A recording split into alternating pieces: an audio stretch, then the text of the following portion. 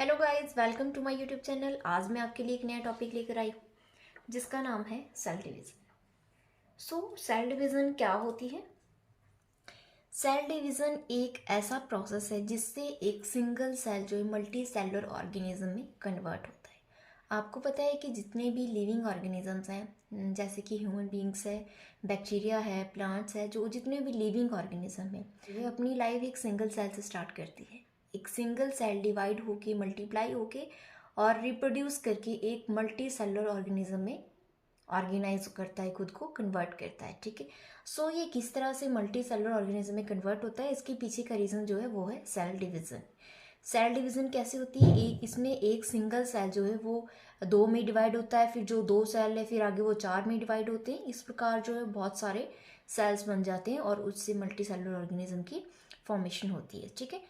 सो cell division क्या है? Cell division is a type of cell process that happens when a parent cell divides into two daughter cells. ठीक है। मतलब parent cell, मान लीजिए ये एक सेल है, जब ये दो सेल में कन्वर्ट हो गया, इसने दो सेल में डिवाइड हो गया ये, तो इसको हम बोलेंगे सेल डिवीज़न। इसी प्रकार ये जो आगे दो सेल है ये फर्दर दो में डिवाइड हो जाएंगे, ये सेल फिर फर्दर दो में डिवाइड हो जाएगा। इस प्रकार जो है आगे से आगे वो डिवाइड होती रहती हैं और एक मल्टी सेलुलर ऑर्गेनिज्म में कन्वर्ट हो जाती हैं। ठीक है। All cells reproduce by splitting into two. जितने भी सेल्स है वो डिवाइड होते हैं, दो में कन्वर्ट होते हैं, फिर वो आगे वो दो सेल है वो ग्रो करेंगे, फिर वो फिर से डिवाइड करेंगे, फिर आगे जो उसके फर्दर जो डॉटर सेल्स होंगे वो फिर ग्रो करेंगे और फिर से वो डिवाइड करेंगे। जो ये सेल है इसको हम बोलेंगे parent cell. Parent cell divide होता है तो आगे वो डॉटर सेल्स में कन्वर्ट होता है। ये पेरेंट सेल है, मतलब ये आगे इसकी चाइल्ड है, इनको हम बोलेंगे डॉटर सेल्स। फिर आगे फ्यूचर में जब डॉटर सेल डिवाइड करना होता है तो वो साइज में ग्रो करेगा, वो अपने अंदर जो उसके अंदर जो कंटेंट होएगा उसको वो बढ़ाएगा, अपने अंदर के कंटेंट को ज़्यादा करेगा और उसके बाद वो डिवाइड करेगा, फिर वो आगे फर्दर दो सेल में कन्वर्ट हो जाएगा। फिर ये पेरेंट सेल हो गया, ये आगे इसके डॉटर सेल्स हो गए। तो ये डॉटर सेल फिर से साइज में ग्रो करेंगी, अपने अंदर जो इसके कंटेंट है उसको वो मल्टीप्लाई करेंगे और फिर आगे ये डिवाइड करेगा। इसी प्रकार ये जो सिंगल सेल है उससे मल्टी सेलुलर कंडीशन पैदा होती है। ठीक है। जो न्यूली फॉर्म डॉटर सेल्स होते हैं could themselves divide and grow. मतलब जो न्यूली फॉर्म, जैसे कि ये पेरेंट सेल है, ये आगे इसकी डॉटर सेल्स हैं, तो ये न्यूली फॉर्म्ड सेल्स हैं। ये जो न्यूली फॉर्म्ड सेल्स है ये भी आगे फर्दर डिवाइड करेंगे। बाद में जब ये अपनी साइज में ग्रो करेंगी, अपने अंदर का कंटेंट है उसको मल्टीप्लाई करेंगे और फिर ये डिवाइड करेंगे। ठीक है। सेल डिवीजन एक ऐसा प्रोसेस है जिससे एक सिंगल सेल डिवाइड होके मल्टी सेलुलर ऑर्गेनिज्म में कन्वर्ट होता है। ठीक है। फॉर एग्जांपल, जैसे कि ह्यूमन बीइंग आपको पता है मल्टी सेलुलर ऑर्गेनिज्म है। जैसे कि हमारे स्टमक में अलग सेल्स होते हैं, हमारे आर्म्स में अलग सेल्स होते हैं, हमारे जो लेग्स है, हमारे ब्रेन है, हमारा हार्ट सेल्स है, जितने भी बॉडी के ऑर्गन्स हैं अलग अलग सेल्स होती हैं उसमें, तो ये मल्टी सेलुलर ऑर्गेनिज्म हो गया। ठीक है। ये मल्टी सेलुलर ऑर्गेनिज्म है, इसकी लाइफ एक सिंगल सेल से स्टार्ट होती है। वो सिंगल सेल क्या है? वो है जाइगोट। जाइगोट एक सिंगल सेल है, वो डिवाइड होके बार बार डिवाइड होके वो मल्टी सेलुलर कंडीशन पैदा करती है, जिससे एक मल्टी सेलुलर ऑर्गेनिज्म का निर्माण होता है, जिसको हम बोलते हैं ह्यूमन बीइंग। ठीक है। कुछ इस तरह का प्रोसेस होता है सेल डिवीजन। तो आइए अब हम बात करते हैं कि सेल डिवीजन क्या होती है। ठीक है। What is cell division? The process by which a cell divides into two clones. Clones का मतलब है कि जेनेटिकली आइडेंटिकल सेल्स। ये एक सेल है। ठीक है। इसके अंदर क्या है? इसके अंदर न्यूक्लियस है, न्यूक्लियस के अंदर जेनेटिक मटेरियल है, बाहर माइटोकॉन्ड्रिया, राइबोसोम्स, जितने भी सेलुलर ऑर्गेनेल्स होते हैं वो सारे साइटोप्लाज्म में प्रेजेंट हैं। जब ये सेल डिवाइड करेगा तो उससे पहले जो इसके अंदर जो जेनेटिक मटेरियल है वो डुप्लीकेट होगा, मतलब वो रेप्लिकेट करेगा, वो अपने जैसे दो कॉपीज बनाता है और आगे फर्दर जो इसके डॉटर सेल्स होंगे उनमें उसको ट्रांसफ़र करता है। ठीक है। तो हम बोलते हैं कि जो इसके अंदर जो जेनेटिक इन्फॉर्मेशन स्टोर है इस सेल के अंदर, उसकी ये कॉपी करता है और आगे जो इसके डॉटर सेल्स है, मतलब जिसमें ये कन्वर्ट होगा, इसके अंदर भी ये सेम कॉपी ट्रांसफ़र करता है। क्या हुआ? जो प्रोसेस है सेल डिवीजन का, इसमें एक सिंगल सेल डिवाइड करता है टू क्लोन्स में। क्लोन्स का मतलब है कि जैसा इसके पास जेनेटिक मटेरियल है वैसा ही डॉटर सेल्स में भी होगा, ये जेनेटिकली आइडेंटिकल है, ठीक है। So with the help of cell division genetic material transferred from one generation to next generation. इसमें मैंने आपको बताया कि जो हमारे अंदर जो सेल हैं उनके अंदर जो न्यूक्लियस प्रेजेंट होता है उसके अंदर क्या होता है, जेनेटिक मटेरियल। जेनेटिक मटेरियल आपको पता है डीएनए होता है। सो जब सेल को डिवाइड करना होता है तो उसके अंदर जितना भी कंटेंट प्रेजेंट है वो सारा डुप्लीकेट होगा, तभी तो वो उसकी कॉपी आगे फर्दर ट्रांसफ़र कर पाएगा ना। So with the help of cell division की हेल्प से जो जेनेटिक मटेरियल एक सेल के अंदर प्रेजेंट होता है वो उसको ट्रांसफ़र कर पाता है फर्दर या नेक्स्ट जनरेशन में, ठीक है। सो जो नॉर्मल सेल्स होते हैं वो माइटोसिस से डिवाइड करते हैं और जो जर्म सेल्स होते हैं वो मियोसिस से डिवाइड करते हैं, ठीक है। नॉर्मल सेल्स का मतलब है कि सोमेटिक सेल्स बॉडी के वो सेल्स जो सेक्स सेल्स को छोड़ के बाकी जो सेल्स बॉडी में प्रेजेंट है उन सेल्स को हम बोलते हैं सोमेटिक सेल्स या फिर नॉर्मल सेल्स। मतलब सेक्स सेल्स आपको पता है स्पर्म और जो ओवम, ठीक है, फीमेल में ओवम होता है और मेल में स्पर्म होता है, उन सेल्स को छोड़ के, मतलब जो स्पर्म है और ओवम है उन सेल्स को छोड़ के बाकी की जो सेल्स जो बॉडी में प्रेजेंट है, मतलब बाकी के सेल्स जो बॉडी में डिवाइड होती हैं वो माइटोसिस की वजह से डिवाइड होती हैं। वो माइटोसिस भी एक सेल डिवीजन है, इसकी वजह से नॉर्मल सेल्स डिवाइड करते हैं। बाकी जो जर्म सेल्स है, जर्म सेल्स का मतलब है सेक्स सेल्स, जो सेक्स सेल्स होते हैं वो मियोसिस से डिवाइड करते हैं, ठीक है।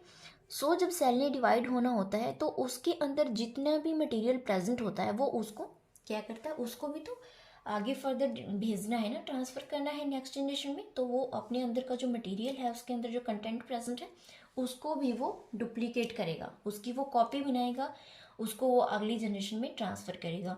सो सेल्स को डिवाइड होना है तो उससे पहले उसके अंदर बहुत से ऐसे न्यूट्रिएंट्स प्रेजेंट होने चाहिए जिसकी वजह से वो डिवाइड कर सके, ठीक है। सो जब सेल ने डिवाइड होना होता है उससे पहले वो अपने अंदर जितनी भी उसको न्यूट्रिएंट्स चाहिए होती है, जितने भी उसको जो चीज़ भी उसको ज़रूरत पड़ती है डिवाइड होने के लिए, वो सारी उससे पहले ही वो सिंथेसाइज कर लेता है। उस स्टेज को हम बोलते हैं इंटरफेज। सो उससे पहले ही जो उसको चीज़ चाहिए होती है, जितनी भी चीज़ों की ज़रूरत पड़ती है वो सारी सिंथेसाइज कर लेता है, उसके बाद वो डिवीज़न की प्रोसेस में एंटर करता है, ठीक है। सो हम ह्यूमन बींग्स की बात करते हैं। सो ह्यूमन बींग में जो एक सेल होता है वो 24 आवर का एक साइकिल होता है, उसमें वो डिवाइड करता है, ठीक है। तो 24 आवर के साइकिल में ऐसा नहीं है कि वो 24 आवर्स डिवाइड होने में लगाता है, 24 आवर्स वो डिवाइड होने में नहीं लगाता। 24 आवर में से 1 आवर वो डिवाइड होने में लगाता है, बाकी के जो 23 आवर्स है उसमें वो प्रिपरेशन करता है डिवाइड होने के लिए, ठीक है। उस प्रिपरेशन में आता है कि उसके लिए जो न्यूट्रिएंट्स चाहिए होते हैं, जो प्रोटीन चाहिए होती है, एनर्जी चाहिए होती है, सारी जितनी भी चीज़ों की जरूरत पड़ती है वो सारी सिंथेसाइज कर लेता है ताकि वो डिवीज़न के टाइम अच्छे से डिवाइड कर सके, ठीक है। फॉर एग्जांपल जैसे कि ये वाला जो पीरियड है ये है सेल डिवीज़न का, ठीक है, यहाँ पे सेल डिवाइड करेगा। बाकी का जो पीरियड है यहाँ से लेके यहाँ तक वो क्या है, वो है इंटरफेज का। इंटरफेज वो फेज होती है जिसमें सेल खुद को प्रिपेयर करता है डिवाइड होने के लिए। सो जो ये सेल साइकिल होती है ये 2 पार्ट्स में डिवाइड होती है, एक है सेल डिवीज़न और दूसरा है इंटरफेज, ठीक है। ये मतलब या इसको पहला ले लो, ये है दूसरा, ठीक है। एक है इंटरफेज, दूसरा है सेल डिवीज़न, ठीक है। सो जो इंटरफेज है इसमें जो सेल है वो खुद को प्रिपेयर करेगा कि मुझे ये चीज़ों की ज़रूरत पड़ेगी, उसके बाद जाके वो डिवाइड होगा, ठीक है।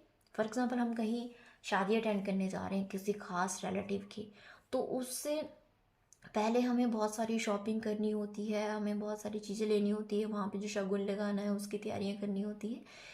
तो ये सारी चीज़ों को प्रिपेयर होने के लिए बहुत टाइम लग जाता है, ठीक है। हम कई दिन कई महीने पहले से तैयारियां शुरू कर देते हैं, शॉपिंग करते हैं, कपड़े सिलवाते हैं, शूज़ लेते हैं, जो भी लेना होता है ये सारी चीज़ें हम लेते हैं। उसके बाद जब हम शादी आती है तो उस टाइम के लिए हम प्रिपेयर होते हैं कि अब हमने शादी के लिए जाना है। उस टाइम कोई भी चीज़ ऐसे नहीं छूटनी चाहिए कि वो चीज़ रह गई है।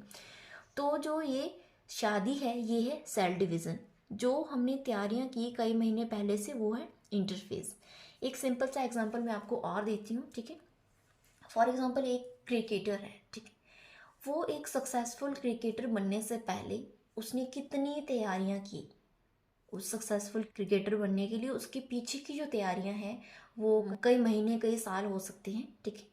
सो जो ये कई महीने और कई साल है, ये क्या है, ये इंटरफेस है। उसने लगातार वो क्रिकेट खेलता गया, उसके बाद ही उसमें जो है परफेक्शन आई, उसके बाद वो परफेक्ट क्रिकेटर बन गया। मतलब जो उसने जो क्रिकेट खेलनी थी उसके लिए जो उसने तैयारियां की वो बहुत लंबे टाइम तक की। तो जो इंटरफेस है वो बहुत लंबी होती है as compare to cell division, ठीक है। सो जो इंटरफेस होती है वो 95% की जो इंटरफेस होती है, बाकी 5% जो है वो सेल डिवीजन होती है। तो मैंने आपको बताया कि जो ये इंटरफेस है ये 23 हार्स लेती है अपने आप को पूरा होने में, बाकी जो एक सेल डिवीजन है ये सिर्फ 1 हार में कंप्लीट हो जाती है। तो इसलिए बोलते हैं कि एक सेल जो डिवाइड होने के लिए 24 आवर्स लेता है। 24 आवर्स इसलिए लेता है कि उसको 23 आवर्स में तो खुद को प्रिपेयर करना होता है, बाकी का जो 1 आवर बचा उसमें वो डिवाइड करेगा। सो इस 1 आवर के लिए उसको कितनी तैयारियां करनी पड़ी, वो है इंटरफेस, ठीक है। सो अब हम बात करते हैं कि सेल डिवीजन जो है वो कितने टाइप की होती है। जो ये सेल डिवीजन होती है ये 2 टाइप की होती है। ब्रॉडली इसको 2 सब टाइप में डिवाइड किया गया है, एक है माइटोसिस और दूसरा है मियोसिस, ठीक है। जो ये माइटोसिस होता है इसको हम इक्वेशनल डिवीजन भी बोलते हैं, क्योंकि इसमें जो क्रोमोसोम का नंबर है वो इक्वल रहता है डॉटर सेल्स में भी। जब ये इसमें माइटोसिस में जब सेल डिवाइड करता है तो उसके अंदर जो क्रोमोसोम का नंबर है वो डॉटर सेल्स में भी उतना ही जाएगा जितना पेरेंट सेल में होगा। इसी प्रकार जो मियोसिस है, मियोसिस को हम रिडक्शनल डिवीजन बोलते हैं, क्योंकि इसमें जो क्रोमोसोम का नंबर है वो हाफ हो जाता है। अगर पेरेंट सेल में 2n है तो डॉटर सेल में n ही ट्रांसफर होगा, ठीक है। माइटोसिस क्या होता है आज हम इसके बारे में बात करेंगे। जो मियोसिस है, मियोसिस हम किसी फर्दर वीडियो में डिस्कस करेंगे। अब हम बात करते हैं कि माइटोसिस क्या होता है। माइटोसिस को क्या बोलते हैं, थ्रेड और फिब्रिल बोलते हैं। इस जो स्टेज होती है इसमें जो क्रोमोसोम होता है वो थ्रेड लाइक दिखता है स्टार्टिंग में, मतलब थ्रेड से स्टार्ट होती है माइटोसिस थ्रेड लाइक स्ट्रक्चर से, जिसको फिब्रिल भी बोलते हैं। इसलिए जो इसका नाम है वो माइटोसिस रखा गया, ठीक है। माइटोसिस क्या है, mitosis is a fundamental process for life. During this process cell duplicates all of its content including chromosomes and splits to form 2 identical daughter cells, ठीक है। इसमें क्या होता है, माइटोसिस एक फंडामेंटल प्रोसेस है लाइफ का। इसमें सेल क्या करता है, जितना भी कंटेंट उसके अंदर प्रेजेंट होता है इंक्लूडिंग क्रोमोसोम्स को लेके बाकी का जो कंटेंट जो उसके सेल के अंदर प्रेजेंट होता है वो सबको डुप्लीकेट करता है, और इस वजह से वो 2 आइडेंटिकल डॉटर सेल्स फॉर्म करता है, जिसमें वो मटेरियल है उसके अंदर वो उसको ट्रांसफर करता है, डुप्लीकेट कॉपी उसकी उन सेल्स में भेजता है। फॉर एग्जाम्पल मेरे पास एक कॉपी है, ठीक है। उस कॉपी में जो मैंने नोट्स लिखे हैं वो बहुत इम्पॉर्टेंट नोट्स है, ठीक है। और मुझे उन नोट्स को 2 बच्चों में डिवाइड करना है, ठीक है। उन बच्चों को वो नोट्स चाहिए हैं और उनको पूरे नोट्स चाहिए होते हैं। जो कॉपी में, पूरी कॉपी में जो नोट्स है वो इम्पॉर्टेंट नोट्स है, और उन बच्चों को चाहिए वो पूरी कॉपी चाहिए होती है, दोनों बच्चों को, ठीक है। तो ऐसा तो नहीं हो सकता कि मैं कॉपी के 2 पार्ट्स करूँ और हाफ हाफ दोनों बच्चों को डिवाइड कर दूँ। तो हाफ नोट्स जो एक के पास चले जाएंगे, हाफ एक के पास चले जाएंगे, दोनों को कंप्लीट इन्फॉर्मेशन नहीं मिल पाएगी। तो उसके लिए मुझे क्या करना पड़ेगा, जो मेरे पास जो नोट्स हैं उनकी मुझे कॉपी करवानी पड़ेगी। तो उसकी मैं 2 कॉपीज़ करवाऊंगी। तो एक कॉपी में एक स्टूडेंट को दे दूंगी और एक कॉपी में दूसरे स्टूडेंट को दे दूंगी। इस प्रकार जो इन्फॉर्मेशन उस नोटबुक में थी वो कंप्लीट इन्फॉर्मेशन दोनों स्टूडेंट को मिल गई। इसी प्रकार माइटोसिस में क्या होता है, जब एक सेल डिवाइड करता है तो उसके अंदर जितनी भी इंफॉर्मेशन प्रेजेंट होती है वो सारे इंफॉर्मेशन को डुप्लीकेट करता है, उसकी वो कॉपी बना लेता है, जिससे वो आगे जो डॉटर सेल्स में कन्वर्ट होगा, जब वो 2 डॉटर सेल्स फॉर्म करेगा तो उसके अंदर वो सारी इंफॉर्मेशन ट्रांसफ़र कर सके। जैसे कि ये पेरेंट सेल है, पेरेंट सेल जब डिवाइड करेगा तो ये 2 सेल्स में कन्वर्ट होगा, तो इसके अंदर जो जेनेटिक इंफॉर्मेशन स्टोर है वो इन सेल्स में भी सेम इसी तरह जाएगी, सेम जितनी इसके अंदर प्रेजेंट है उसी तरह इनके अंदर भी ट्रांसफ़र होगी। मतलब ये इसके पेरेंट सेल के आइडेंटिकल होंगे ये डॉटर सेल्स, ठीक है। माइटोसिस को इक्वेशनल डिवीजन भी बोलते हैं। ऐसा क्यों बोलते हैं, क्योंकि जितनी भी इंफॉर्मेशन एक पेरेंट सेल के अंदर स्टोर होती है उतनी ही इंफॉर्मेशन जो है आगे डॉटर सेल्स में भी ट्रांसफ़र होती है, क्योंकि जितनी भी इंफॉर्मेशन एक सेल के अंदर प्रेजेंट है वो उसको डुप्लीकेट करता है और फर्दर डॉटर सेल्स में डिवाइड करता है, इसलिए इसको इक्वेशनल डिवीज़न बोलते हैं। इसके अंदर अगर 2n क्रोमोसोम है तो ये डॉटर सेल में भी 2n ही जाएगा, ठीक है। So chromosome in parent cell and daughter cell remains same, क्योंकि जो क्रोमोसोम का नंबर है पेरेंट सेल में और डॉटर सेल में वो सेम रहता है, इसलिए जो माइटोसिस है उसको इक्वेशनल डिवीज़न भी बोलते हैं। सो जो माइटोसिस है ये स्टार्ट होती है कैरियोकाइनेसिस से और एंड होती है साइटोकाइनेसिस के ऊपर, ठीक है। कैरियोकाइनेसिस का मतलब है, कैरियो का मतलब होता है न्यूक्लियस, ठीक है। जब न्यूक्लियस डिवाइड करता है तो उस प्रोसेस को हम बोलते हैं कैरियोकाइनेसिस। सो जो माइटोसिस है इसमें सबसे पहले जो न्यूक्लियस डिवाइड होगा उसके अंदर जो इन्फॉर्मेशन है वो डिवाइड होगी, फिर जब वो सारा प्रोसेस जब ये कंप्लीट हो जाएगा उसके बाद साइटोकाइनेसिस स्टार्ट होगी। साइटोकाइनेसिस मतलब जो न्यूक्लियस को छोड़ के जो बाकी का कंटेंट सेल के अंदर प्रेजेंट है उसको भी तो डुप्लीकेट होना है, तभी तो एक आगे जो कंप्लीट सेल फॉर्म होगा। तो जो है इसकी स्टार्टिंग कैरियोकाइनेसिस से होती है और इसकी एंडिंग साइटोकाइनेसिस पे होती है। साइटोकाइनेसिस का मतलब होता है डिवीजन ऑफ साइटोप्लाज्म, ठीक है। सो नॉर्मल जो सेल डिवीजन होती है वो दो पार्ट्स में डिवाइड होती है, इंटरफेस और एम फेस, ठीक है। जो ये इंटरफेस होती है इसमें सेल खुद को प्रिपेयर करता है डिवाइड होने के लिए, और जो एम फेस होती है इसको हम माइटोटिक फेज भी बोलते हैं और इसको हम मियोटिक फेज भी बोलते हैं, क्योंकि इसमें जाके जो सेल है वो डिवाइड करता है। इसलिए जो एक सेल डिवीजन है वो दो पार्ट्स में डिवाइड होती है, मतलब दो फेजेस में डिवाइड होती है। सो फर्दर जो ये एम फेज है ये एम फेज आगे 4 फेजेस में डिवाइड होती है। पहला है प्रोफेज, दूसरा मेटाफेज, तीसरा एनाफेज और चौथा टेलोफेज, ठीक है। सो ये 4 फर्दर सब फेजेस में डिवाइड होती है। सो एक एक करके हम सबके बारे में थोड़ा थोड़ा डिस्कस करेंगे। तो अब हम बात करते हैं कि माइटोसिस में पहली फेज जो आती है वो होती है इंटरफेज, ठीक है। मतलब एक सेल डिवीजन की जो फर्स्ट फेज है वो है इंटरफेज। सो इंटरफेज में क्या होता है, जैसा कि मैंने आपको बताया कि इंटरफेज में जो एक सेल होता है वो खुद को प्रिपेयर करता है, वो खुद को तैयार करता है डिवाइड होने के लिए, ठीक है। सो इंटरफेस को हम प्रिपरेटरी फेज भी बोलते हैं, क्योंकि इसमें सेल खुद को प्रिपेयर करता है डिवाइड होने के लिए, ठीक है। When cell enters in the interphase cell cycle begins. जब सेल इंटरफेस में एंटर करता है तो वहाँ से सेल साइकिल स्टार्ट होती है, ठीक है। सो जब सेल को डिवाइड होना होता है तो सबसे पहले वो इंटरफेस में एंटर करता है।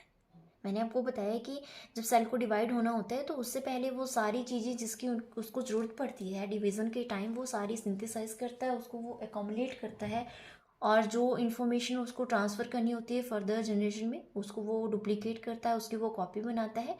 ये सारी चीज़ें जो होती है ये इंटरफेस में होती है, ठीक है। सो जो ये इंटरफेस है ये फर्दर वेरियस स्टेजेस में डिवाइड है। इसमें पहला है G1 फेज, ठीक है। G1 फेज में क्या होता है, जो सेल होता है वो स्टार्ट करता है प्रिपेयर करना उन सारे न्यूट्रिएंट्स को जिसकी उसे जरूरत पड़ती है डिवीजन के टाइम, वो सारे न्यूट्रिएंट्स को वो प्रिपेयर करना स्टार्ट करता है G1 फेज में, ठीक है। इसी प्रकार नेक्स्ट फेज है S फेज। S फेज में क्या होता है, जो एक सेल होता है वो DNA रेप्लिकेट करता है और सेंट्रोसोम को रेप्लिकेट करता है, मतलब ये इसको हम सिंथेटिक फेज भी बोलते हैं, क्योंकि इसमें DNA की सिंथेसिस होती है और सेंट्रोसोम जो होता है उसकी रेप्लिकेशन होती है, ठीक है। सेंट्रोसोम एक ऐसा स्ट्रक्चर है जो एक सेल में प्रेजेंट होता है जिसकी वजह से ही सेल डिवाइड कर पाता है, मतलब इसी की वजह से वो जो उसके अंदर इंफॉर्मेशन स्टोर होती है उसको ट्रांसफ़र कर पाता है नेक्स्ट डॉटर सेल्स में, ठीक है। सो सेंट्रोसोम एक इंपॉर्टेंट स्ट्रक्चर होता है सेल डिवीजन के लिए। सो ये सेंट्रोसोम की रेप्लिकेशन करता है और DNA की रेप्लिकेशन करता है एस फेज में। इसके बाद नेक्स्ट फेज जो आती है इंटरफेज में वो आती है G2 फेज। G2 फेज में क्या होता है, जो रेप्लिकेशन DNA की स्टार्ट हुई थी एस फेज में वो एंड हो जाती है, मतलब यहाँ पे वो ख़त्म हो जाती है, DNA पूरी तरह रेप्लिकेट हो जाता है और सेल जो है वो एंटर हो जाता है एम फेज में। एम फेज का मतलब है कि माइटोसिस में एंटर हो जाता है, मतलब सेल जो है वो सेल डिवीजन में एंटर हो जाता है। जो एम फेज होती है इसमें दो फर्दर स्टेजेस होती हैं, कैरियोकाइनेसिस और साइटोकाइनेसिस। कैरियोकाइनेसिस का मतलब है division of nucleus and cytokinesis का मतलब है डिवीजन ऑफ साइटोप्लाज्म, ठीक है। सो जो कैरियोकाइनेसिस है ये फर्दर 4 सब स्टेजेस में डिवाइड होती है, ठीक है। सो पहली है प्रोफेज, मतलब कैरियोकाइनेसिस जो है इसकी जो पहली स्टेज है वो होती है प्रोफेज। प्रोफेज में क्या होता है कि it is the first phase of mitosis, ठीक है। इसमें जो क्रोमोसोमल मटेरियल होते हैं वो कंडेंस होना स्टार्ट हो जाते हैं। सबसे पहले जो सेल होता है उसके अंदर जो जेनेटिक इन्फॉर्मेशन है, मतलब क्रोमोसोमल जो मटेरियल है वो हर कैसे ही पड़ा रहता है, मतलब उलझा हुआ। ये जो थ्रेड होती है वो आपस में उलझे हुए होते हैं, उनकी कोई प्रॉपर अरेंजमेंट नहीं होती। इसलिए जो प्रोफेज है इसमें जो क्रोमोसोमल मटेरियल है वो कंडेंस होना स्टार्ट हो जाता है। जब सेल डिवाइड करना शुरू करता है तो सबसे पहले वो क्रोमोसोमल मटेरियल को अरेंज करना शुरू कर देता है, मतलब उसको कंडेंस करना स्टार्ट कर देता है। जैसे एक थ्रेड है, ओपन थ्रेड है, तो उसको हमने अरेंज करना है तो उसको हम एक डंडे के ऊपर लपेटेंगे। फॉर एग्जांपल जैसे एक रील होती है, रील के ऊपर हम थ्रेड को लपेटते हैं तो वो अच्छे से ऑर्गेनाइज हो जाता है, वो कंडेंस हो जाता है। इसलिए जो एक थ्रेड है, ओपन थ्रेड है, उसकी कंडेंसेशन जो है वो स्टार्ट हो जाती है प्रोसेस में, ठीक है। मतलब अनटेंगलिंग जो है क्रोमोसोमल मटेरियल की वो शुरू हो जाती है। वो टेंगल्ड होता है इसलिए उसको डीटेंगल करना होता है, तो ये प्रोफेज में स्टार्ट होती है। और जो सेंट्रियोल होता है वो beginning to move toward the opposite poles of the cell. आपको पता है कि जो एक सेंट्रोसोम होता है, सेंट्रोसोम में 2 सेंट्रियोल होते हैं, ये सेंट्रोसोम है, ठीक है। ये कुछ इस तरह का दिखता है आपको। जब सेल डिवीजन होती है उसमें जो यहाँ से माइक्रोट्यूब्यूल से राइज होते हैं, सो ये सेंट्रोसोम है। सेंट्रोसोम के अंदर इस तरह से 2 सेंट्रियोल्स प्रेजेंट होते हैं। सो जो ये सेंट्रियोल्स होते हैं ये मूव करना स्टार्ट कर जाते हैं अपोजिट पोल की तरफ, ठीक है। इसी प्रकार प्रोसेस में क्या होता है, जो माइटोटिक स्पिंडल है वो स्टार्ट हो जाता है असेंबल होना, मतलब माइटोटिक स्पिंडल फॉर्मेशन होगी तभी वो क्रोमोसोम्स जो है वो डिवाइड होंगे, ठीक है। सो माइटोटिक स्पिंडल इसमें असेंबल होना स्टार्ट हो जाता है। इसी प्रकार कुछ ऐसे जो स्ट्रक्चर्स हैं जो सेल के अंदर प्रेजेंट होती हैं वो डिसअपियर होना स्टार्ट हो जाते हैं, जैसे कि न्यूक्लियर एनवेलप। जो एक न्यूक्लियस होता है, न्यूक्लियस के बाहर एक एनवेलप होता है जिसको न्यूक्लियर एनवेलप बोलते हैं। जब न्यूक्लियस के अंदर के मटेरियल को रेप्लिकेट होना होता है, डुप्लीकेट होना होता है या मल्टीप्लाई होना होता है तो उसके लिए खुला एनवायरनमेंट चाहिए होता है। और जो न्यूक्लियर एनवेलप होता है ये बाउंड्रीज में उसको एनक्लोज करके रखता है। इसलिए जो सेल जो डिवाइड होना होता है तो उसको दिक्कत आती है, तो उसको प्रॉपरली खुल के डिवाइड होने के लिए एक खुला एनवायरनमेंट चाहिए। सो जो न्यूक्लियर एनवेलप होता है ये डिसअपियर होना स्टार्ट हो जाता है। और जो गॉल्जी बॉडीज होती हैं, endoplasmic reticulum and nucleolus, other जो स्ट्रक्चर्स हैं वो भी डिसअपियर होना स्टार्ट हो जाती हैं। क्योंकि जो एम फेज है, मतलब एक डिवीजन की जो फेज है एम फेज, उसमें सबसे पहले होती है कैरियोकाइनेसिस। कैरियोकाइनेसिस का मतलब है कि सबसे पहले डिवीजन होगी न्यूक्लियस की। न्यूक्लियस के अंदर जितना भी कंटेंट प्रेजेंट है वो सारा डिवाइड होगा, उसके बाद जाके सेल की डिवीजन होगी, सेल के जो बाकी स्ट्रक्चर है वो डिवाइड होंगे, ठीक है। सो सबसे पहले न्यूक्लियस की डिवीजन होती है, इसलिए जो न्यूक्लियस है ओनली वही डिवाइड करेगा, बाकी के जो स्ट्रक्चर्स हैं वो डिसअपियर हो जाएंगे, ठीक है। सो डिवीजन से पहले सेल कुछ इस तरह का दिखता है। ये जो थ्रेड लाइक स्ट्रक्चर आपको दिख रहे हैं ये क्या है, क्रोमोसोमल मटेरियल जो है वो इस तरह से पड़ा हुआ है। आपको ये पता नहीं चल रहा है कि कौन सा थ्रेड कहाँ पे है और कहाँ से कहाँ ख़त्म हो रहा है, कहाँ से शुरू हो रहा है, ठीक है। ये भले ही मैंने आपको अलग अलग कलर से दिखाया है बट इसमें भी आप इन थ्रेड्स को अलग अलग नहीं देख पा रहे हो, ठीक है। ये आपस में उलझे हुए हैं। तो सेल जब डिवाइड होना होता है तो उससे पहले उसकी कंडीशन कुछ इस तरह की होती है, ठीक है। सो जब सेल प्रोफेज में एंटर करता है तो वो कुछ इस तरह का, मतलब वो कंडेंस होना स्टार्ट हो जाता है। प्रोफेज भी 2 सब स्टेजेस में डिवाइड होती है, अर्ली प्रोफेज और लेट प्रोफेज। जब अर्ली प्रोफेज में सेल जाता है तो उसमें क्या होता है, उसके अंदर जो जेनेटिक इन्फॉर्मेशन है, मतलब उसके अंदर जो क्रोमोसोमल मटेरियल प्रेजेंट है वो खुद को ऑर्गेनाइज करना स्टार्ट कर देता है। ये आप देख रहे हैं, ये थोड़ा थोड़ा ऑर्गेनाइज होना शुरू हो गया है, मतलब कंडेंस होना शुरू हो गया है, ठीक है। और लेट प्रोफेज में क्या होगा, ये इस तरह से पूरी तरह से जो क्रोमोसोमल मटेरियल है वो कंडेंस हो जाएगा, ठीक है, और अपने आप को एक क्रोमोसोम की फॉर्म में अरेंज कर लेगा, ठीक है। और जो ये माइटोटिक स्पिंडल है, जो यहाँ पे फॉर्मेशन होती है माइटोटिक स्पिंडल की, वो फॉर्मेशन हो जाती है, ठीक है। मतलब यहाँ पे जो ये स्पिंडल फॉर्मेशन स्टार्ट हुई अर्ली प्रोफेज में और लेट प्रोफेज में ये कंप्लीट हो जाती है, ठीक है। सो इसके बाद नेक्स्ट जो स्टेज आती है वो है प्रोमेटाफेज। प्रोमेटाफेज में क्या होता है, ये मेटाफेज से पहले और प्रोफेज के बाद की जो स्टेज होती है उसको बोलते हैं प्रोमेटाफेज। सो प्रोमेटाफेज में क्या होता है, जो न्यूक्लियर एनवेलप होता है वो डीजेनरेट होना स्टार्ट हो जाता है, ठीक है। उससे पहले वो डीजेनरेट नहीं हुआ था, बाकी इसमें वो जाके वो डीजेनरेट होना स्टार्ट हो जाता है। उसमें पहले वो थोड़ा थोड़ा डिसअपीयर होना शुरू हुआ, यहाँ पे वो उसकी डीजनरेशन स्टार्ट हो जाती है, ठीक है।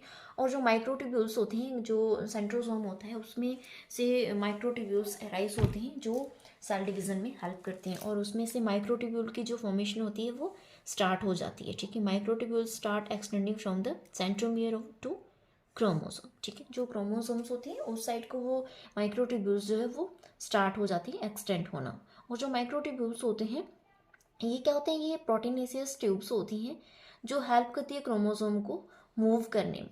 जब क्रोमोसोम को डिवाइड होना होता है तो वो उसको मूव भी तो करना होता है, एक सेल से वो दूसरे सेल में ट्रांसफ़र होगा, तो उसमें जो हेल्प करते हैं वो माइक्रोट्यूब्यूल्स होती हैं। माइक्रोट्यूब्यूल्स जो एसोसिएटेड होती है काइनेटोकोर के साथ। मान लीजिए ये माइक्रोट्यूब्यूल्स हैं, ठीक है। ये माइक्रोट्यूब्यूल्स है और ये सेंट्रोसोम है। सेंट्रोसोम के अंदर जो ये स्ट्रक्चर है ये सेंट्रियोल्स है। जब क्रोमोसोम को डिवाइड होना होता है तो क्या होता है, इसका जो ये सेंटर है जिसको हम सेंट्रोमियर बोलते हैं, ये सेंट्रोमियर के बाहर कुछ इस तरह का स्ट्रक्चर एक्सटेंड होना शुरू हो जाता है जिसको बोलते हैं काइनेटोकोर। काइनेटोकोर की फॉर्मेशन होती है और जिसके साथ जो ये माइटोटिक स्पिंडल की जो फॉर्मेशन होती है, यहाँ से जो माइक्रोट्यूब्यूल्स जाएंगे ये इस पे अटैच होंगे, ना कि सेंट्रोमियर पे, ठीक है। सो प्रोमेटाफेज में क्या होता है, माइक्रोट्यूब्यूल्स जो है वो एक्सटेंड होना स्टार्ट हो जाते हैं सेंट्रोमियर से क्रोमोसोम की तरफ, और ये जो है ये हेल्प करते हैं क्रोमोसोम को मूव करने में इनसाइड द सेल, ठीक है। नेक्स्ट जो फेज होती है माइटोसिस की वो होती है मेटाफेज, ठीक है। प्रोमेटाफेज के बाद जो फेज आती है उसको हम बोलते हैं मेटाफेज, ठीक है। सो मेटाफेज में क्या होता है, मेटाफेज जब स्टार्ट होती है तो माइटोटिक स्पिंडल जो है वो ऑर्गेनाइज कर देता है सारे क्रोमोसोम को। जो क्रोमोसोम उसमें सेल में थी उनको वो ऑर्गेनाइज कर देता है और मेटाफेज प्लेट की फॉर्मेशन होती है, ठीक है। क्रोमोसोम में दो सिस्टर क्रोमेटिड्स होते हैं जो एक सेंट्रोमियर के ऊपर अटैच होते हैं, ठीक है। सो जो एक क्रोमोसोम है ये मेटाफेज प्लेट के ऊपर जो है खुद को अरेंज करना स्टार्ट कर देते हैं, वहाँ से मेटाफेज की स्टार्टिंग होती है। मतलब जो माइटोटिक स्पिंडल है वो क्रोमोसोम को ऑर्गेनाइज करना स्टार्ट कर देता है। मैंने आपको पीछे डायग्राम के थ्रू समझाने की कोशिश की कि सेंट्रोमियर की में काइनेटोकोर होती है, मतलब डिस्क शेप्ड स्ट्रक्चर जो है उसकी फॉर्मेशन होती है जो हेल्प करते हैं अटैच होने में स्पिंडल फाइबर्स के साथ, मतलब जो माइक्रोट्यूब्यूल्स होते हैं उनके साथ अटैच होने में जो हेल्प करते हैं। इस तरह से कुछ ये क्रोमोसोम होता है। क्रोमोसोम का जो सेंटर होता है उसको सेंट्रोमियर बोलते हैं, सेंट्रोमियर भी अटैच होते हैं क्रोमोसोम, और इसके बाहर कुछ इस तरह का डिस्क शेप का स्ट्रक्चर फॉर्म होता है जिसके ऊपर जो है ये सेंट्रोसोम है। सेंट्रोसोम के अंदर सेंट्रियोल्स है और ये क्या है, ये माइक्रोट्यूब्यूल्स हैं। मतलब ये स्पिंडल जो फॉर्मेशन होगी उसके जो फाइबर्स हैं, ये जो फाइबर एक्सटेंड होंगे तो ये इस तरह से काइनेटोकोर के साथ अटैच होंगे और स्पिंडल फॉर्मेशन करेंगे, ठीक है। और इस यहाँ का जो सेंट्रोसोम होगा वो इस तरह से इस साइड अटैच होगा, ठीक है। सो इस प्रकार जो ये सेंट्रोमियर होती है इसके ऊपर काइनेटोकोर की फॉर्मेशन होती है, और काइनेटोकोर क्या होती है, ये डिस्क शेप्ड स्ट्रक्चर होती है जो अटैचमेंट में हेल्प करती है स्पिंडल फाइबर के साथ, ठीक है। सो डायग्राम में देखते हैं, ये है क्रोमोसोम्स, ठीक है। प्रोमेटाफेज मैंने आपको पीछे बताया कि प्रोमेटाफेज में वो खुद को असेंबल करना स्टार्ट कर देती हैं, ठीक है। मतलब ये जो क्रोमोसोम्स हैं ये सेंटर की तरफ आना शुरू हो गए हैं, ये असेंबल होना शुरू हो गए हैं। मतलब जो ये सेंट्रोसोम है, सेंट्रोसोम से जो माइक्रोट्यूब्यूल्स अराइज हो रहे हैं वो क्रोमोसोम के साथ अटैच होना शुरू हो गए हैं यहाँ पे, और ये जो क्रोमोसोम है खुद को सेंटर की तरफ ला रहे हैं जिसको हम इक्वेटर बोलते हैं, ये इक्वेटर पे खुद को अरेंज कर रहे हैं, ठीक है। और जो ये मेटाफेज होती है, मेटाफेज में ये कम्प्लीटली अरेंज हो गए हैं, इन्होंने मेटाफेज प्लेट की फॉर्मेशन कर दी है। अब यहाँ से डिवीज़न स्टार्ट होगी, क्रोमोसोम की डिवीज़न स्टार्ट होगी, ठीक है। सो नेक्स्ट जो फेज़ है कैरियोकाइनेसिस में, मतलब माइटोसिस में, वो है एनाफेज। एनाफेज में क्या होता है, जो क्रोमेटिड्स होती हैं वो सेपरेट होना स्टार्ट हो जाते हैं, ठीक है। जुड़े हुए नहीं रहते, वो अब एक दूसरे से सेपरेट होना स्टार्ट हो गए हैं और start moving toward the opposite poles. अगर वो सेंटर में अरेंज है तो वहाँ से वो अलग अलग पोल की तरफ जो है मूव करना स्टार्ट कर देंगे, ठीक है। जो क्रोमोसोम के ऊपर जो एक प्रोटीन ग्लू था, मतलब जो उनको बाइंड करके रखा था जिसने, वो ब्रेक हो गया। उसकी वजह से क्या है, वो जो क्रोमेटिड्स है वो एक दूसरे से अपोजिट पोल की तरफ मूव करना स्टार्ट कर गए हैं, ठीक है। सो जो क्रोमेटिड्स हैं वो सेपरेट हो गए हैं वो क्रोमेटिड्स फ्यूचर में जाके क्रोमोसोम होंगे किसके, डॉटर न्यूक्लियाई के, ठीक है। जो डॉटर न्यूक्लियाई आगे फॉर्म हुए, एक सेल है, जैसे कि ये सेल है, ये सेल डिवाइड करा है 2 सेल्स में, ठीक है। जो इसके अंदर जो ये क्रोमोसोम है, ठीक है, ये क्रोमोसोम सेपरेट हो गए डिवीजन में। ये जब इसके अंदर ये सिंगल सिंगल जा रहे हैं, ठीक है,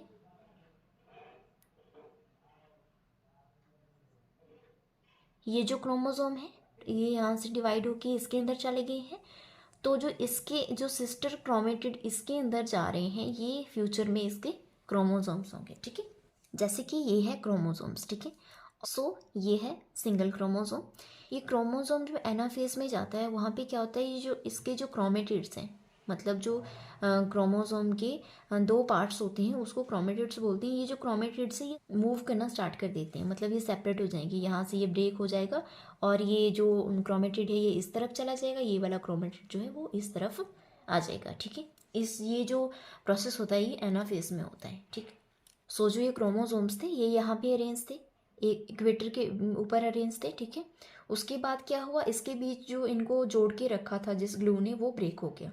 वो ब्रेक हुआ तो ये जो सिस्टर क्रोमेटिड्स हैं, मतलब एक क्रोमोसोम के ऊपर जो 2 क्रोमेटिड्स होते हैं, 2 आइडेंटिकल जो स्ट्रक्चर होते हैं क्रोमोसोम के, ये जो क्रोमोसोम है ये रेप्लिकेट करता है, तो अपनी तरह ये दूसरा इस तरह से स्ट्रक्चर फॉर्म करता है, जिसको इन दोनों को बोलते हैं सिस्टर क्रोमेटिड्स।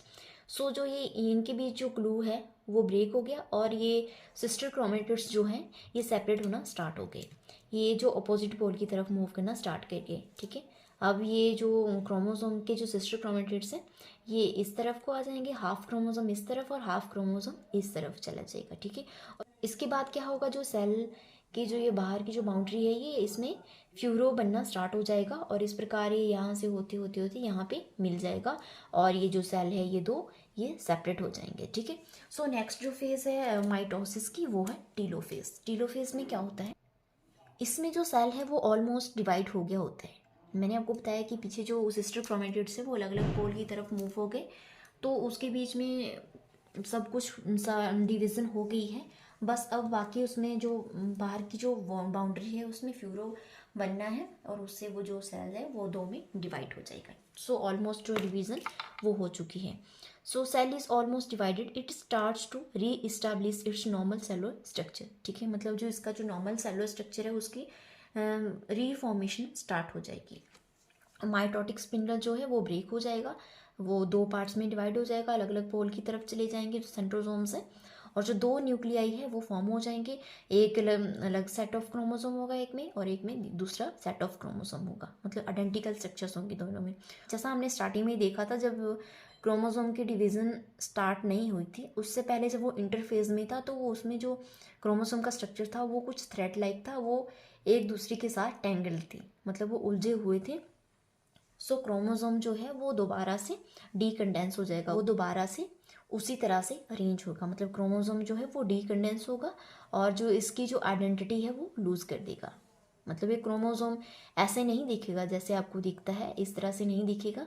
अब ये जब टीलोफेज कंप्लीट हो जाएगी तो ये कुछ इस तरह से कन्वर्ट हो जाएगा, ऐसे स्ट्रक्चर में वो उलझा हुआ थ्रेड की तरह आपको दिखेगा, ठीक है। और जो न्यूक्लियर मेम्ब्रेन है, न्यूक्लियोलस है, जो ये सारे स्ट्रक्चर जो स्टार्टिंग में जो डिसअपीयर हो चुकी थी ये दोबारा से अपीयर होना स्टार्ट हो जाएंगे, मतलब ये रीअपीयर हो जाएंगे, ठीक है। सो जब एक कंप्लीट सेल की फॉर्मेशन होगी तो उसको सारे स्ट्रक्चर की जरूरत होगी, ये सारे स्ट्रक्चर्स जो है वो दोबारा से रीअपीयर होना स्टार्ट हो जाएंगे। सो टीलोफेज में सेल कुछ इस तरह का दिखेगा। जैसे कि आपको पहले बताया था कि जो ये न्यूक्लियर मेम्ब्रेन है ये डिसअपीयर हो गई थी, तो यहाँ पे टीलोफेज में ये दोबारा से रीअपीयर हो जाएगी, न्यूक्लियोलस जो होता है वो दोबारा से रीअपीयर हो जाएगा। और जो ये बाहर की जो सेल मेम्ब्रेन होती है ये इसमें एक फ्यूरो डेवलप होना शुरू हो गया था एनाफेज में, और टीलोफेज में वो और ज़्यादा हो जाएगा, और जिससे क्या होगा, जो ये 2 सेल्स हैं ये अलग अलग हो जाएंगे, मतलब ये सिंगल सेल जो है यहाँ से डिवाइड हो जाएगा और 2 सेल्स में कन्वर्ट हो जाएगा, ठीक है। सो जो माइटोसिस होती है उसकी जो सेकंड स्टेज है मतलब वो है साइटोकाइनेसिस। पहले हमने जो डिस्कस की प्रोफेज, मेटाफेज एनाफेज और टेलोफेज, ये सारी किस्में थी, ये कैरियोकाइनेसिस में थी। और जो सेकंड जो इसकी जो स्टेज है वो है साइटोकाइनेसिस। न्यूक्लियस जो कम्प्लीटली डिवाइड हो गया है, अब जो बारी आती है साइटोकाइनेसिस की, मतलब साइटोप्लाज्म के डिवीजन की, ठीक है। इसमें क्या होता है, जो एनिमल सेल में क्या होता है, कि फ्यूरो जो है वो डेवलप होना स्टार्ट हो जाता है प्लाज्मा मेम्ब्रेन में, सेल मेम्ब्रेन में, मैंने आपको पीछे डायग्राम में दिखाया। और जो है वो ग्रेजुअली डीपन होता जाता है, मतलब वो और गहरा होता जाता है, और सेंटर में वो एक दूसरे के साथ मिल जाता है। इसलिए क्या होता है, जो सेल का जो साइटोप्लाज्म जो होता है वो 2 में डिवाइड हो जाता है। बट प्लांट सेल में ऐसा नहीं होता, क्योंकि प्लांट सेल में जो है सेल वॉल प्रेजेंट होती है। सो सेल मेम्ब्रेन के साथ जो सेल वॉल जो है उसमें फ्यूरो डेवलप नहीं होता, वहाँ पे एक सेल प्लेट की फॉर्मेशन होती है, ठीक है। सेल प्लेट जब फॉर्मेशन होती है उसके बाद वो बाद में क्या करती है, सेल वॉल में कन्वर्ट हो जाती है, ठीक है। और क्या होता है साइटोकाइनेसिस में, जो सेल ऑर्गेनेल्स होते हैं वो डिस्ट्रीब्यूट हो जाती हैं 2 डॉटर सेल्स के बीच में। वो पहले सारी ये चीज़ें ये डुप्लीकेट हो चुकी है, तो ये यहाँ पे आके जब साइटोप्लाज्म की डिवीज़न होती है तो ये दोनों सेल्स में इक्वल जो है वो डिस्ट्रीब्यूट हो जाती है। इस प्रकार से 2 सेल्स की फॉर्मेशन होती है। और जो ये क्रोमोसोमल स्ट्रक्चर होता है ये कुछ इस तरह से अरेंज हो जाता है, मतलब दोबारा से ये डी कंडेंस हो जाता है। पहले ये कंडेंस हुआ था, सो क्रोमोसोम की फॉर्म में आया था, अब दोबारा से ये थ्रेड लाइक स्ट्रक्चर बन जाता है। और इस प्रकार जो है एक सेल जो है 2 सेल्स में डिवाइड करता है, ठीक है। सो माइटोटिक सेल डिवीजन की क्या क्या फंक्शंस होती हैं, ये हेल्प करता है रिप्लेस करने में डैमेज सेल को, ठीक है। मतलब इसमें क्या होता है कि फॉर एग्जांपल एक सेल है, उसके आसपास के जो सेल है वो डैमेज हो गए, ठीक है। तो जो वो सेल होगा वो सेंस करेगा कि उसके जो नेबर सेल्स है वो नहीं है उसके आसपास, तो वो डिवाइड होना शुरू हो जाएगा, ठीक है। इस प्रकार वो रिप्लेस करेगा डैमेज्ड सेल को, ठीक है। और नेक्स्ट है कि ये हेल्प करेगा ग्रोथ करने में एक ऑर्गेनिज्म की। आपको पता है कि जो ऑर्गेनिज्म ग्रो करता है तो उसमें भी जो सेल्स होते हैं वो डिवाइड करते हैं। इस प्रकार जो एक ऑर्गेनिज्म है तभी वो जाके उसकी ग्रोथ होगी, ठीक है। और जैसे कि प्लांट्स में जो वेजिटेटिव पार्ट्स होते हैं वो माइटोसिस के थ्रू ही ग्रो करते हैं। मैंने आपको स्टार्टिंग में बताया कि जितने भी लिविंग ऑर्गेनिजम्स होती हैं उनकी जो लाइफ होती है वो सिंगल सेल से स्टार्ट होती है। जो एक सिंगल सेल होता है वो डिवाइड होता है और मल्टीपल सेल्स में कन्वर्ट होता है। इस प्रकार एक मल्टी सेलुलर ऑर्गेनिज्म की फॉर्मेशन होती है। सो जो यूनिसेलुलर ऑर्गेनिजम्स होती हैं जिनकी बॉडी एक सिंगल सेल से मिलकर बनी हुई होती है, जब उनको रिप्रोड्यूस करना होता है, ठीक है, ए सेक्सुअली वो रिप्रोड्यूस करते हैं, क्योंकि उसमें सेक्सेस की फॉर्मेशन नहीं होती, तो वो ए सेक्सुअली रिप्रोड्यूस करते हैं। तो इसमें जो है माइटोसिस जो होते हैं वो इंपॉर्टेंट रोल प्ले करती है। सो जो ये माइटोटिक सेल डिवीजन है इसका क्या सिग्निफिकेंस है, जो ये माइटोसिस होती है इसमें क्या होता है, it produces diploid daughter cells which have identical genetic material. Mitosis में जो डिप्लॉयड डॉटर सेल्स बनते हैं उसमें सेम जेनेटिक मटेरियल होता है जैसा कि पेरेंट सेल में होता है, मतलब तो ये जेनेटिक मटेरियल को मेंटेन करके रखता है, ठीक है। और नेक्स्ट है कि it helps in maintaining chromosome number. जितने नंबर ऑफ क्रोमोसोम्स जो है पेरेंट्स में होंगे उतने ही number of chromosome daughter cells में होंगे, ठीक है। सो नेक्स्ट है it helps in continuing purity of genome. ये जो जीनोम की प्योरिटी है उसको कंटिन्यू रखता है, ठीक है। नेक्स्ट है growth of multi cellular organisms, ठीक है। सो मैंने आपको बताया कि एक सिंगल सेल एक मल्टी सेलुलर ऑर्गेनिज्म का निर्माण करता है। वो किस तरह से करता है, माइटोसिस के थ्रू। सो माइटोसिस का ये भी एक सिग्निफिकेंस है कि ये मल्टी सेलुलर ऑर्गेनिज्म की ग्रोथ में हेल्प करता है। नेक्स्ट है ये सेल रिपेयर में हेल्प करता है। जिस प्रकार मैंने आपको बोला कि कोई भी एक सेल है उसके आसपास के सेल जो वो डैमेज हो चुके हैं तो उसको एक सिग्नल मिल जाता है, वो सेंस कर लेता है कि उसके आसपास कोई सेल्स नहीं है, तो वो क्या करेगा, खुद ही डिवाइड करना स्टार्ट कर देगा और उन सेल्स की जगह पे वो न्यू सेल्स की फॉर्मेशन करेगा। इस प्रकार जो ये माइटोसिस है ये सेल रिपेयर में भी हेल्पफुल होता है। सो ये था सेल डिवीज़न के बारे में, और आज हमने डिस्कस किया कि माइटोसिस क्या होता है, इसके क्या प्रोसेस होता है माइटोसिस का, और इसमें कितनी तरह की फिजिक्स होती है, किस तरह से होता है माइटोसिस, और इसके क्या क्या फंक्शंस होते हैं, और माइटोटिक सेल डिवीज़न का क्या सिग्निफिकेंस है। सो अगर आपको मेरी वीडियो पसंद आई हो तो मेरी वीडियो को लाइक करना, चैनल को सब्सक्राइब करना और वीडियो को ज़्यादा से ज़्यादा शेयर करना। Thank you for watching.